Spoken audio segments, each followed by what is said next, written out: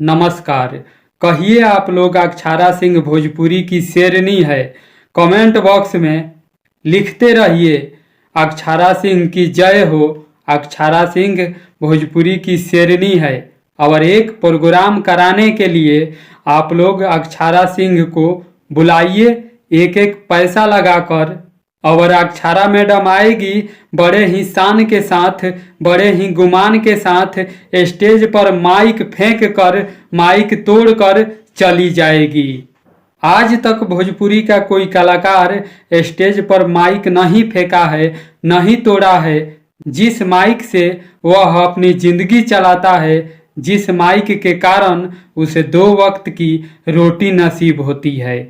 लेकिन अक्षारा सिंह के अंदर किस बात का घमंड है जिसके कारण स्टेज पर माइक फेंक कर, माइक तोड़ कर चली जाती है? इसका कारण भी सर आप ही लोग हैं। आप लोग अक्षारा सिंह को किस हुनर के कारण भोजपुरी की शेरनी कहकर पुकारते हैं? इसका जवाब कमेंट बॉक्स में जरूर दीजिएगा।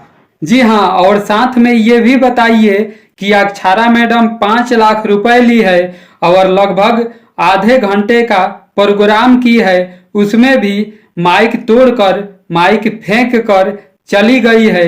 क्या ये उचित है? कमेंट बॉक्स में अपना राय जरूर दीजिएगा।